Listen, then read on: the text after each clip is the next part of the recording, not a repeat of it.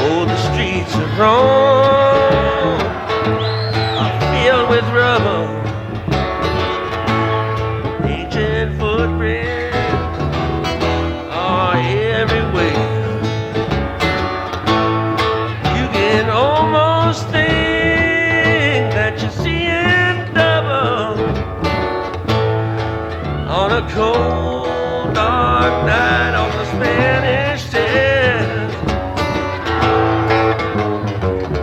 Gotta hurry on back to my hotel room, where I got me a date with Botticelli's niece.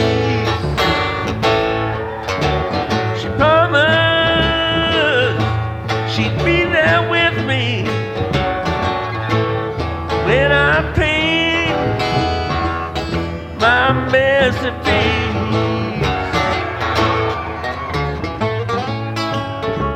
Chapter 8, To Wives. Here is a footnote. Written in 1939, when there were few women in AA, this chapter assumes that the alcoholic in the home is likely to be the husband. But many of the suggestions given here may be adapted to help the person who lives with a woman alcoholic, whether she is still drinking or is recovering in AA. With few exceptions, our book thus far has spoken of men. But what we have said applies quite as much to women. Our activities in behalf of women who drink are on the increase. There is every evidence that women regain their health as readily as men if they try our suggestions. But for every man who drinks, others are involved. The wife who trembles in fear of the next debauch, the mother and father who see their son wasting away. Among us are wives, relatives, and friends whose problem has been solved, as well as some who have not yet found a happy solution. We want the wives of Alcoholics Anonymous to address the wives of men who drink too much. What they say will apply to nearly everyone bound by ties of blood or affection to an alcoholic. As wives of Alcoholics Anonymous, we would like you to feel that we understand as perhaps few can. We want to analyze mistakes we have made. We want to leave you with the feeling that no situation is too difficult and no unhappiness too great to be overcome. We have traveled a rocky road. There's no mistake about that. We have had long rendezvous with hurt pride, frustration, self-pity, misunderstanding, and fear. These are not pleasant companions. We have been driven to maudlin sympathy, to bitter resentment. Some of us veered from extreme to extreme, ever hoping that one day our loved ones would be themselves once more. Our loyalty and the desire that our husbands hold up their heads and be like other men have begotten all sorts of predicaments. We have been unselfish and self-sacrificing. We have told innumerable lies to protect our pride and our husbands' reputations. We have prayed. We have begged. We have been patient. We have struck out viciously. We have run away. We have been hysterical. We have been terror-stricken. We have sought sympathy. We have had retaliatory love affairs with other men. Our homes have been battlegrounds many an evening. In the morning, we have kissed and made up. Our friends have counseled chucking the men, and we have done so with finality, only to be back in a little while, hoping, always hoping. Our men have sworn great solemn oaths that they were through drinking forever. We have believed them when no one else could or would. Then, in days, weeks, or months, a fresh outburst. We seldom had friends at our homes, never knowing how or when the men of the house would appear. We could make few social engagements. We came to live almost alone. When we were invited out, our husbands sneaked so many drinks that they spoiled the occasion. If, on the other hand, they took nothing, their self-pity made them killjoys. There was never financial security. Positions were always in jeopardy or gone, An armored car would not have brought the pay envelopes home. The checking account melted like snow in June. Sometimes there were other women. How heartbreaking was this discovery. How cruel to be told they understood our men as we did not. The bill collectors, the sheriffs, the angry taxi drivers, the policemen, the bums, the pals, and even the ladies they sometimes brought home. Our husbands thought we were so inhospitable. Joy killer, nag, wet blanket. That's what they said. Next day they would be themselves again, and we would forgive and try to forget. We have tried to hold the love of our children for their father. We have told small tots that father was sick, which was much nearer the truth than we realized. They struck the children, kicked out door panels, smashed treasured crockery, and ripped the keys out of pianos.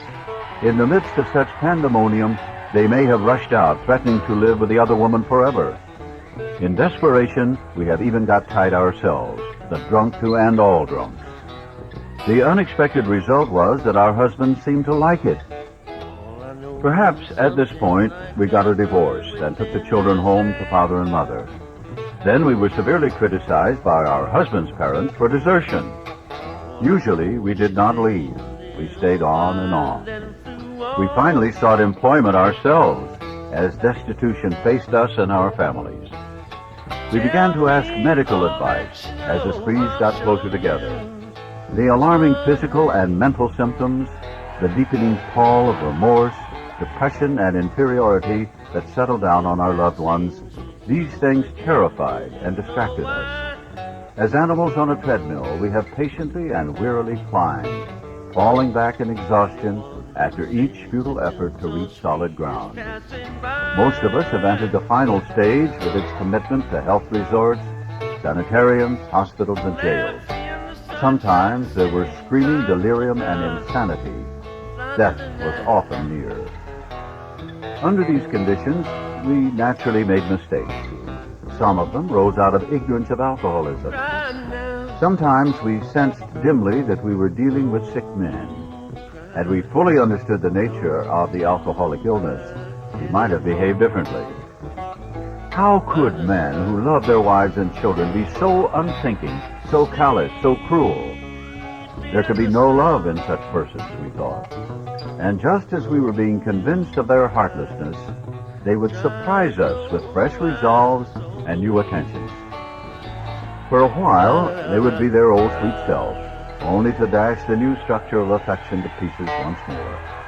Asked why they commenced to drink again, they would reply with some silly excuse, or none.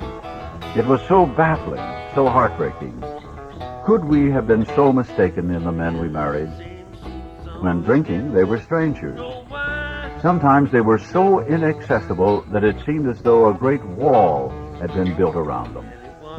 And even if they did not love their families, how could they be so blind about themselves? What had become of their judgment, their common sense, their willpower?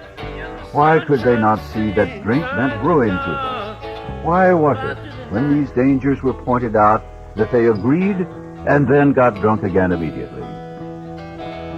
These are some of the questions which race through the mind of every woman who has an alcoholic husband. We hope this book has answered some of them. Perhaps your husband has been living in that strange world of alcoholism where everything is distorted and exaggerated. You can see that he really does love you with his better self. Of course, there is such a thing as incompatibility, but in nearly every instance, the alcoholic only seems to be unloving and inconsiderate. It is usually because he is warped and sickened that he says and does these appalling things. Today, most of our men are better husbands and fathers than ever before. Try not to condemn your alcoholic husband, no matter what he says or does. He's just another very sick, unreasonable person. Treat him, when you can, as though he had pneumonia. When he angers you, remember that he is very ill. There is an important exception to the foregoing.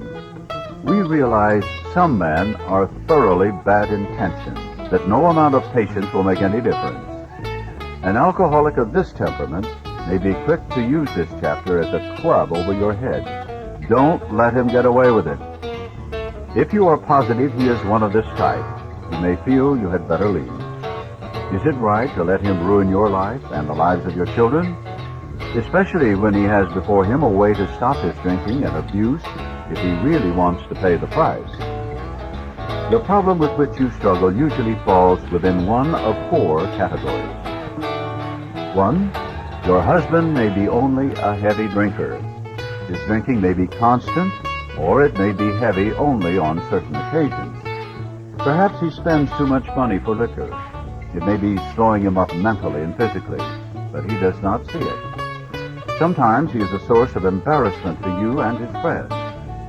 He is positive he can handle his liquor, that it does him no harm, that drinking is necessary in his business. He would probably be insulted if he was called an alcoholic. This world is full of people like him.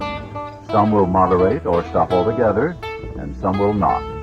Of those who keep on, a good number will become true alcoholics after a while.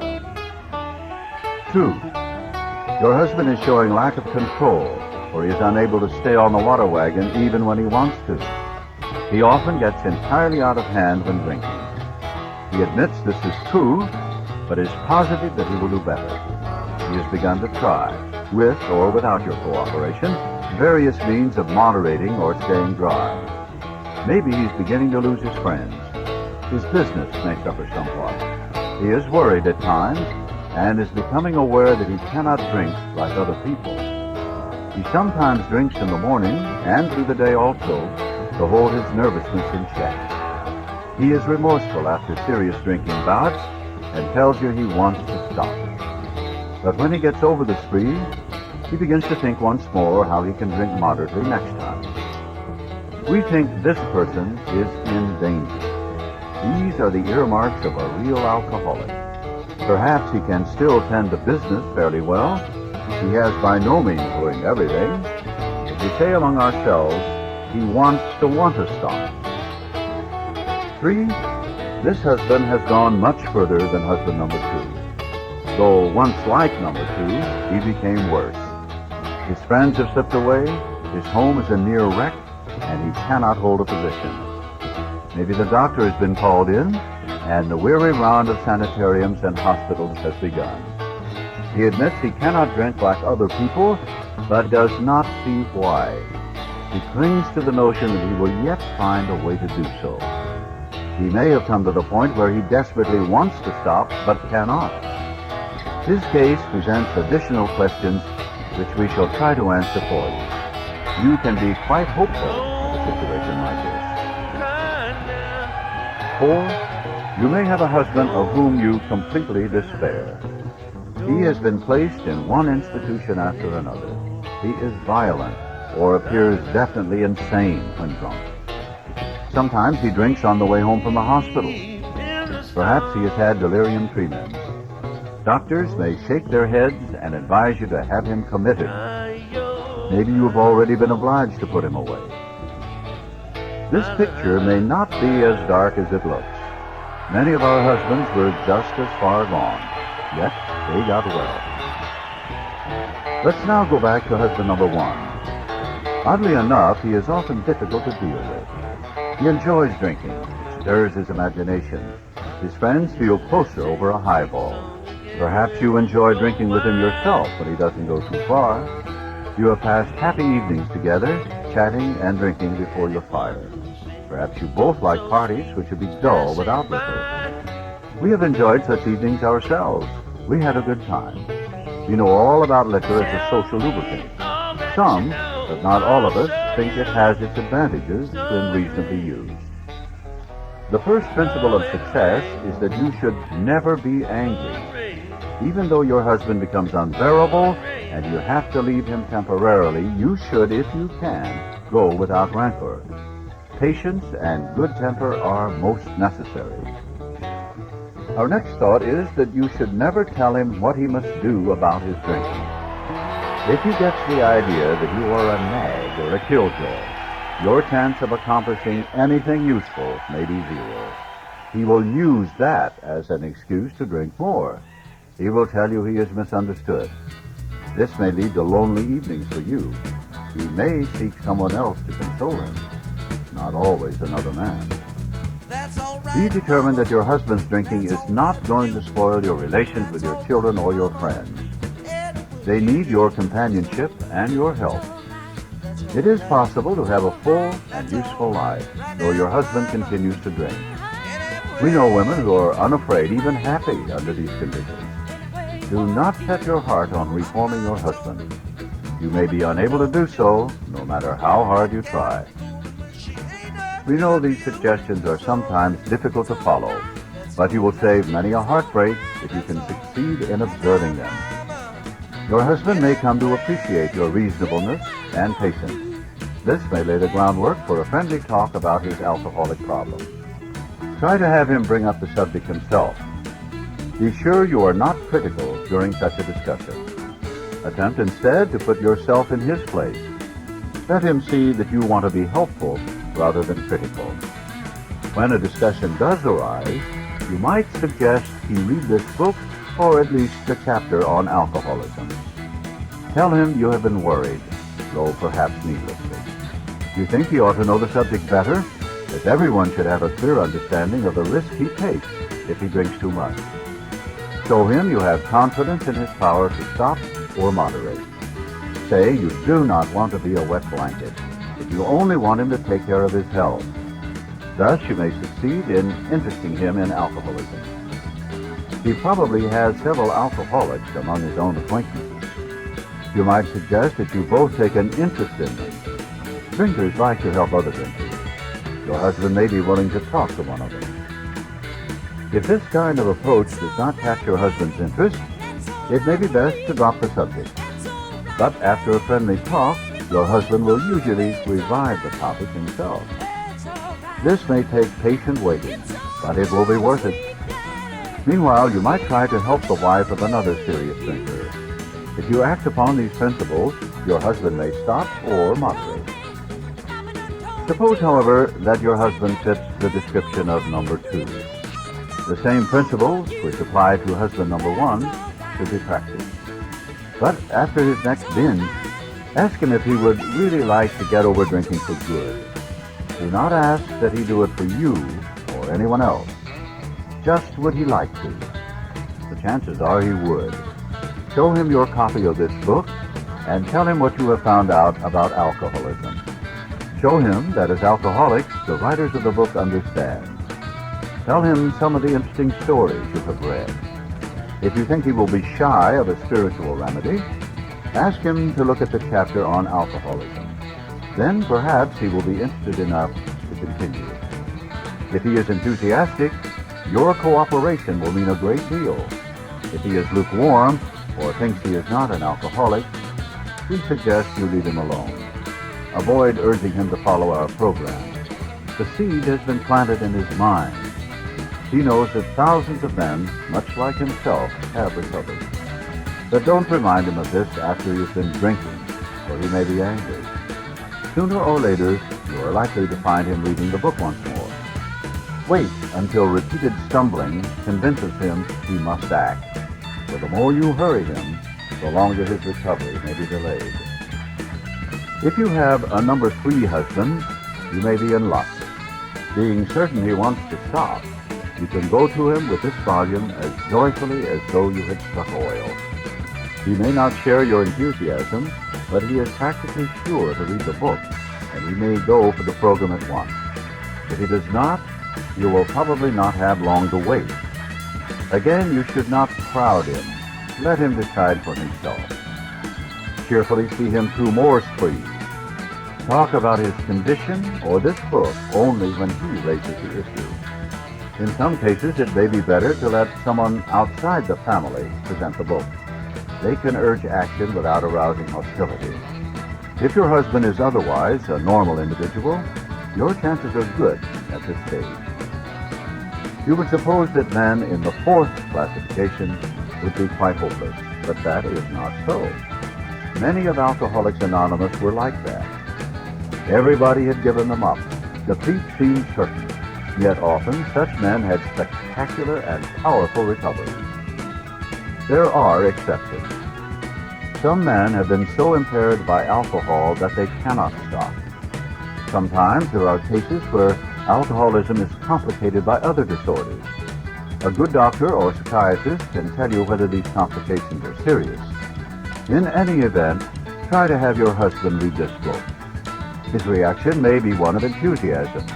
If he is already committed to an institution but can convince you and your doctor that he means business, give him a chance to try our method, unless the doctor thinks his mental condition too abnormal or dangerous.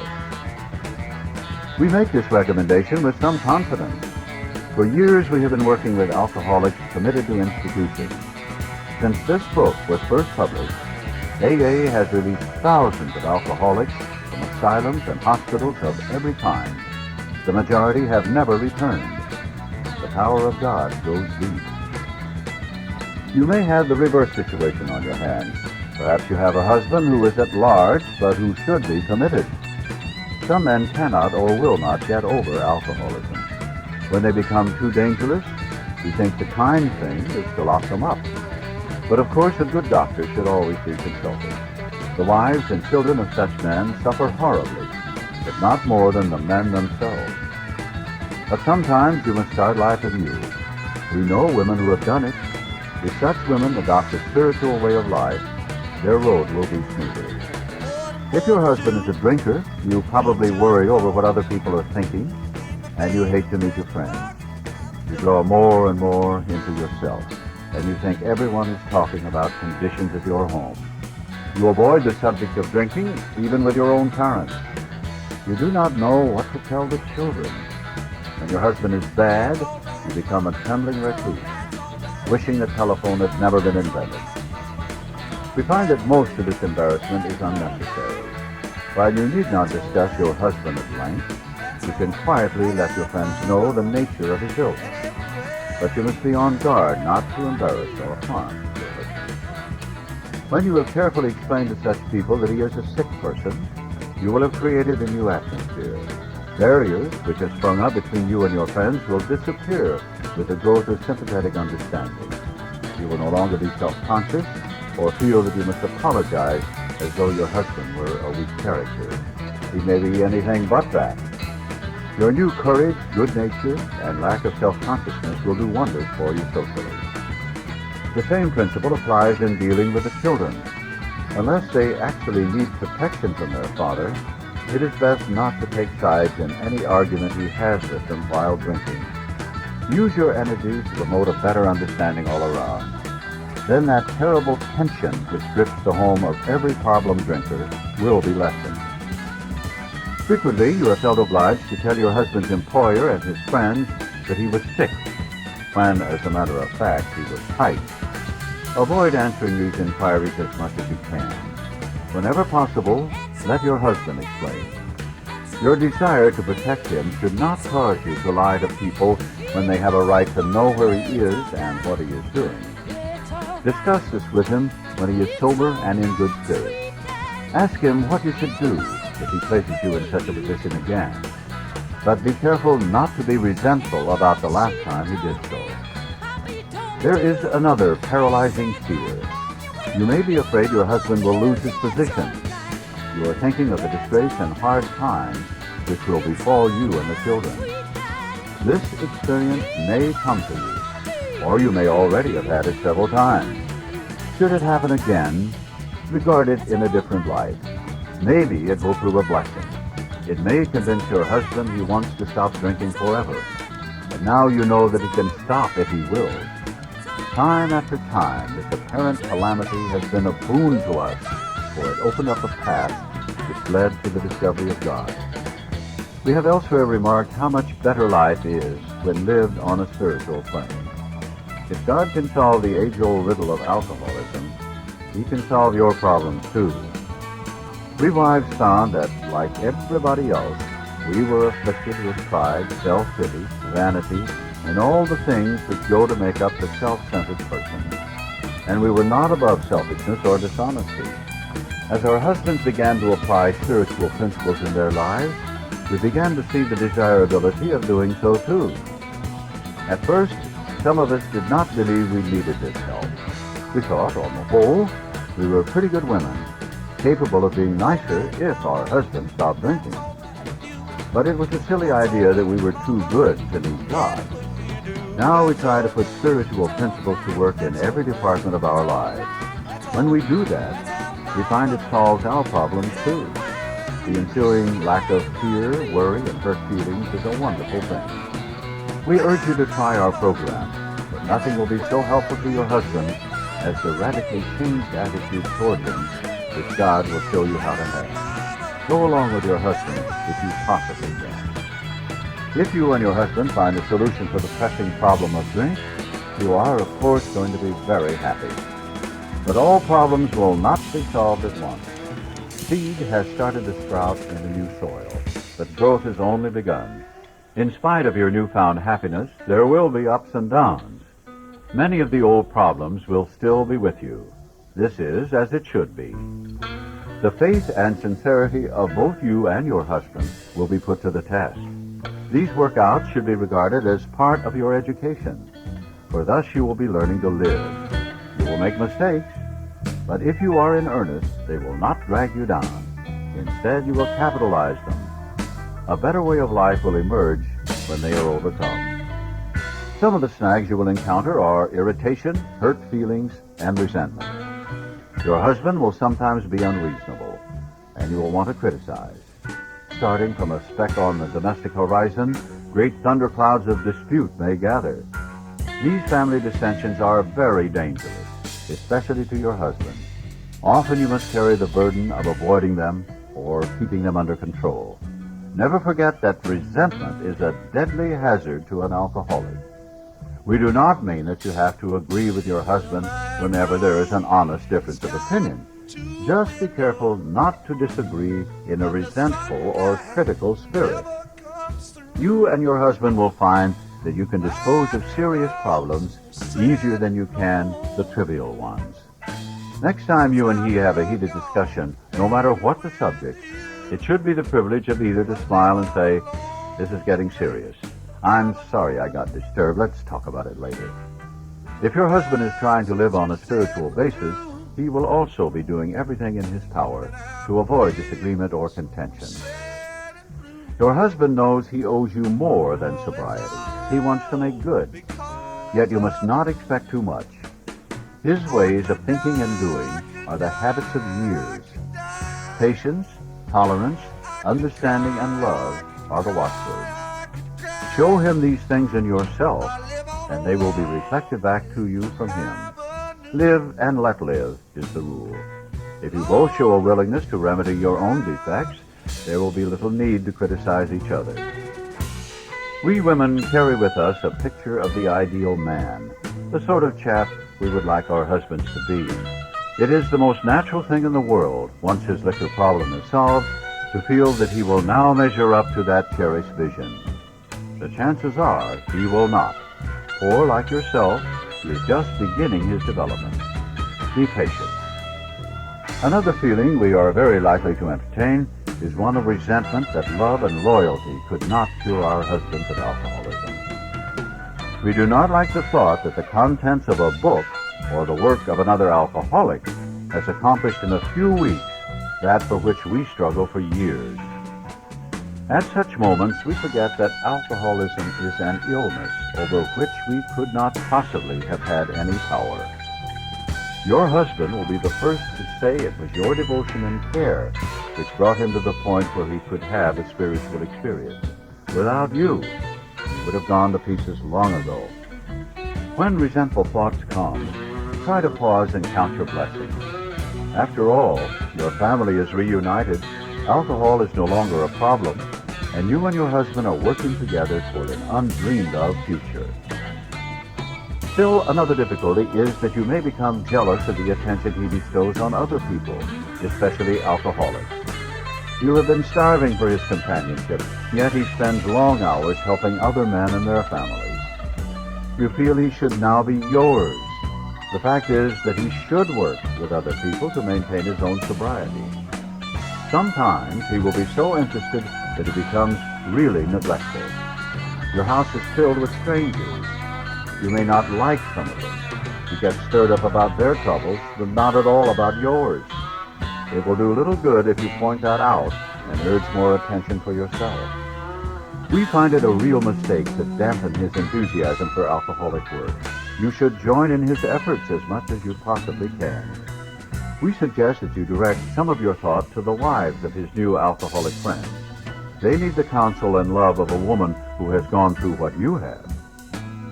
It is probably true that you and your husband have been living too much alone, for drinking many times isolates the wife of an alcoholic. Therefore, you probably need fresh interests and a great cause to live for as much as your husband. If you cooperate rather than complain, you will find that his excess enthusiasm will tone down. Both of you will awaken to a new sense of responsibility for others. You, as well as your husband, ought to think of what you can put into life instead of how much you can take out. Inevitably, your lives will be fuller for doing so. You will lose the old life to find one much better. Perhaps your husband will make a fair start on the new basis, but just as things are going beautifully, he dismays you by coming home drunk. If you are satisfied he really wants to get over drinking, you need not be alarmed. Though it is infinitely better that he have no relapse at all, as has been true with many of our men, it is by no means a bad thing in some cases. Your husband will see at once that he must redouble his spiritual activities if he expects to survive. You need not remind him of his spiritual deficiency. He will know of it. Cheer him up and ask him how you can be still more helpful. The slightest sign of fear or intolerance may lessen your husband's chance of recovery. In a weak moment, he may take your dislike of his high-stepping friends as one of those insanely trivial excuses to drink. We never try to arrange a man's life so as to shield him from temptation. The slightest disposition on your part to guide his appointments or his affairs so he will not be tempted will be noticed. Make him feel absolutely free to come and go as he likes. This is important. If he gets drunk, don't blame yourself. God has either removed your husband's liquor problem or he has not. If not, it had better be found out right away. Then you and your husband can get right down to fundamentals. If a repetition is to be prevented, place the problem, along with everything else, in God's hands. We realize that we have been giving you much direction and advice. We may have seemed to lecture. If that is so, we are sorry. For we ourselves don't always care for people who lecture us. But what we have related is based upon experience, some of it painful. We had to learn these things the hard way.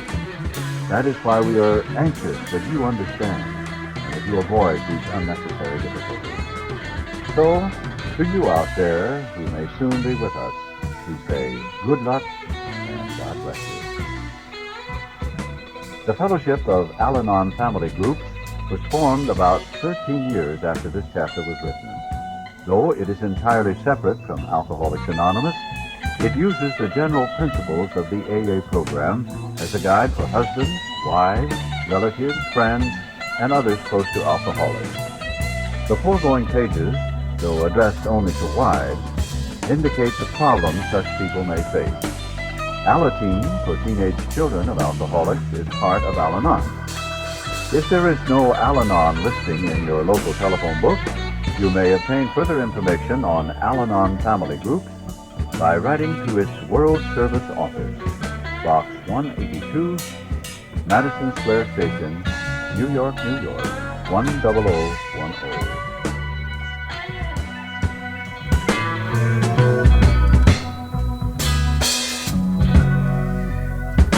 Oh, my room's got 2 windows, but the sunlight never comes through. Oh,